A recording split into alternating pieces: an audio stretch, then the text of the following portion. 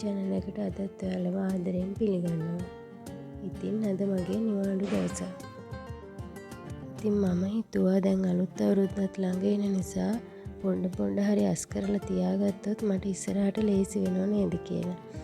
ඒ නිසා මම කල්පනා කරලා අද අපේ එක කාමරයක් අස්පරස් කරලා ඔක්කොම ඉවර කරගන්න තමයි මේ සූදානම් වෙන්නේ. අද හස්බන්ඩ්ුත් ගෙදර නෑ, බබත් එක්ක තමයි. ඉතින් මට මේ වැඩ ඔක්කොම ටික කරගන්න වෙන්නේ. ඔක්කොම වැඩ ටික එකපාර තියාගන්නට වඩා මට ලේසි. ඉතින් මෙහෙම පොඩ හරි වැඩ ටික ඉවර කරගත්තම ඊළඟට අවුරුද්ද අන්තිමේදී ආයෙත් පොඩ්ඩක් ක්ලීන් කරගන්න විතරයිනේ තියෙන්නේ. නැත්නම් ඔක්කොම තියාගෙන හිටියොත් නම් කරගන්න වෙන්නේ නෑ. ඒ නිසා මම අද අපේ වැඩ කරන කාමරේ අපේ පොත්පත් වල වැඩෙම තියෙන අපි දෙන්න මොන හරි වැඩ තියෙන ඒවා කරගන්න කාමරේ තමයි අස්පස් කරගන්න හදන්නේ. මම ඉතින් ඔක්කොම බඩු ටික එළියට දාලා සම්පූර්ණ කාමරේ අස් කරගන්න තමයි මේ හදන්නේ. කොහොම හරි මාසෙකට සැරයක් මොප් කරලා අස් කරලා ගත්තත් ඊළඟ සැරේ බලනකොට අනිවාර්යයෙන් මේ වගේ දූලියම තියෙනවා. අනේ මන්දේ දූරේ නම් කොහෙන් එනවද කියලා. හැමදාම පිහිදැම්මත් සතියක් යනකොට ආයෙත් දූලි.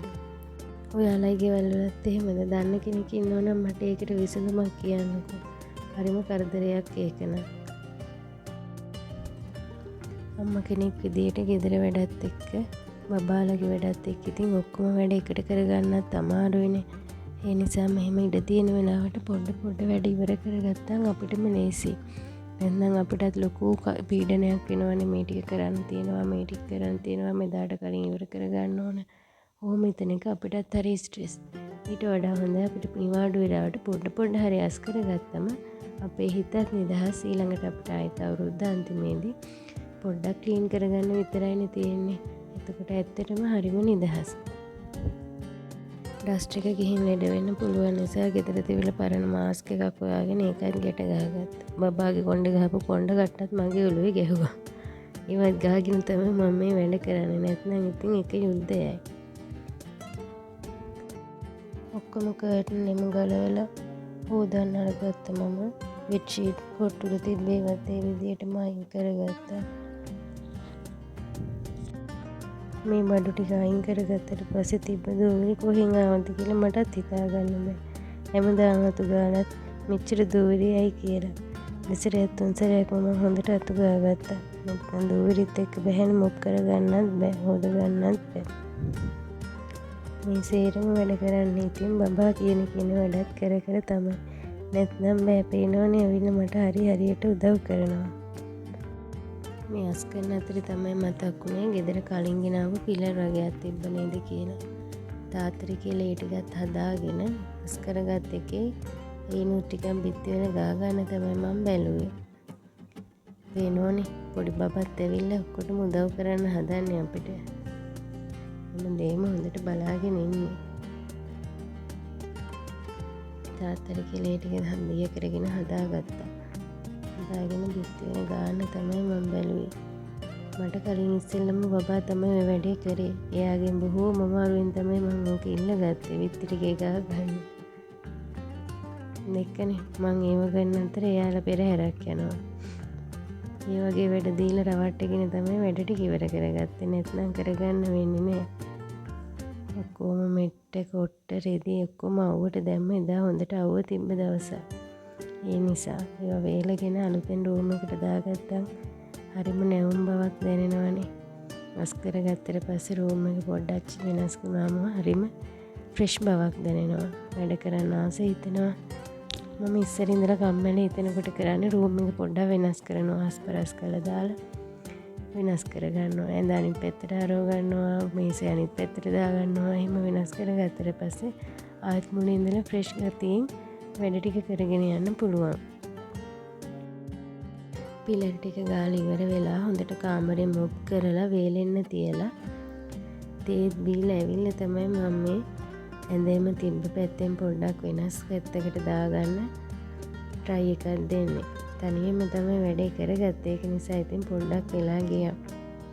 දීබඩු තනියෙන් උස්සන්න ටිකක් අමාරු වෙන්නේ ඉතින්. මේ කාමරේ පොඩි කාමරයක් ඇඳ දාලා මේසෙ දාලා ඇඳුම් රැගික දාගත්තම කාමරේ කවර් වෙනවා ඉතින්.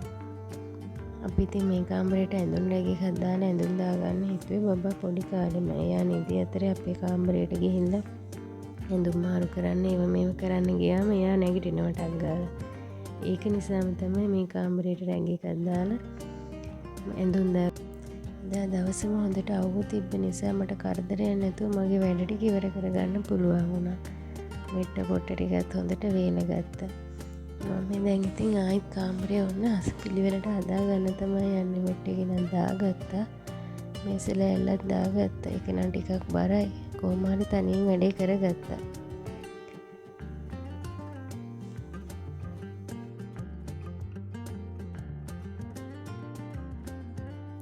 ඔයාලත් ඉතින් අලුත් අවුරුද්දට දැන් ඉඳලා සූදානම් වෙන්න.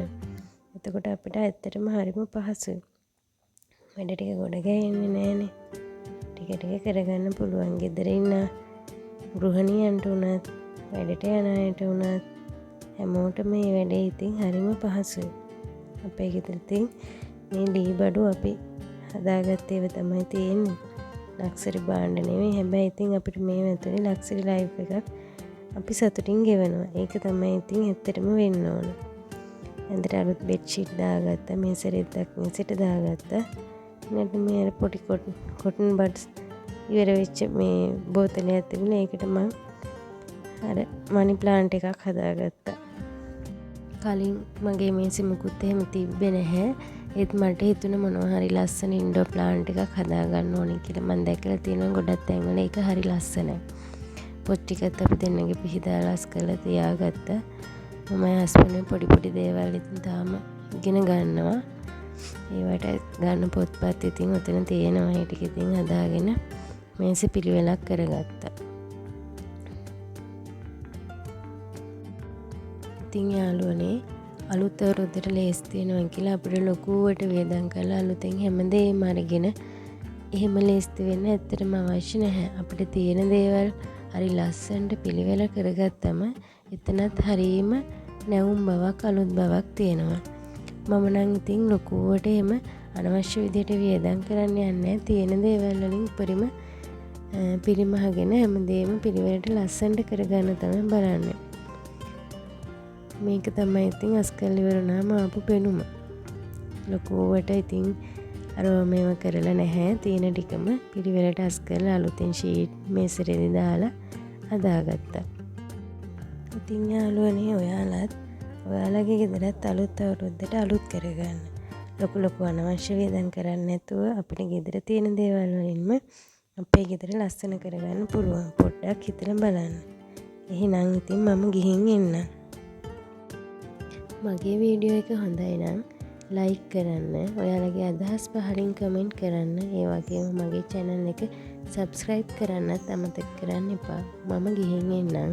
හැමෝටම බුදු සරණයි.